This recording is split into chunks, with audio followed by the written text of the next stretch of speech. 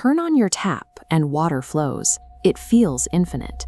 But beneath the soil of America's fastest-growing states, a silent countdown has hit zero. Entire neighborhoods in Arizona are currently being cut off from the local water grid. This chart shows the lifespan of the massive subterranean aquifers spanning California and Utah. These basins took 20,000 years to fill naturally.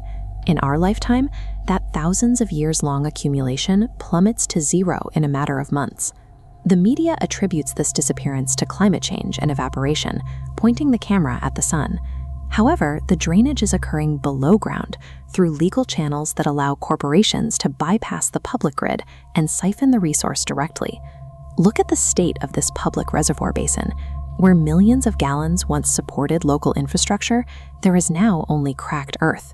This isn't a temporary dip in water levels. It is the absolute absence of the resource. What we are witnessing is the systematic migration of a public resource into private control. This process marks the permanent removal of American water from the public domain, authorized by the very laws meant to manage it. To find where the water went, we have to look at the infrastructure powering our digital lives.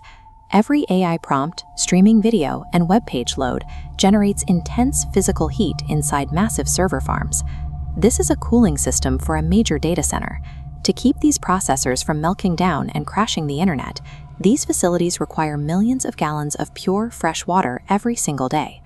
Tech conglomerates are building these digital fortresses directly on top of America's most fragile desert basins. They are choosing these locations because the land is cheap and the legal loopholes for pumping groundwater are wide open. This forces a brutal choice on the local population. Families are being asked to trade their long-term survival for the processing power of a multinational corporation. The cloud is a thirsty, physical machine. Every digital convenience we enjoy is being paid for by the permanent depletion of local groundwater. While tech giants consume the water, Wall Street is hoarding it. Over the last few years, private equity firms and hedge funds have quietly purchased thousands of acres of agricultural land across the American West. Owning to surface land means owning the water below. By buying dirt, firms gain unregulated rights to the entire aquifer. They aren't farming. They keep land dormant to secure water rights, speculating on scarcity when the public supply fails. We can see this divide in drought-stricken regions today. Active green fields sit right next to massive tracts of brown, inactive land held by financial institutions simply to protect the water rights beneath them. They are speculating on thirst.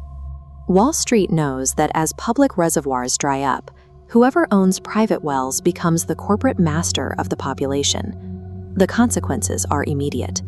Local governments are already banning the construction of new homes because the groundwater supply can no longer be guaranteed to sustain life. The massive bathtub ring at the Hoover Dam is a visual record of this collapse. As public infrastructure fails, the cost of water for the average citizen is skyrocketing. With private equity owning the source and tech firms managing the delivery infrastructure, water is transitioning into a metered digital service. In this model, your supply can be algorithmically throttled based on market rates or your ability to pay. When life's most basic requirement is traded on the stock market out, while the public is distracted by digital noise. Look closely at your own city. How much time is left on your countdown? Subscribe to the Shadow File for more, and tell us in the comments, what is the water situation in your town?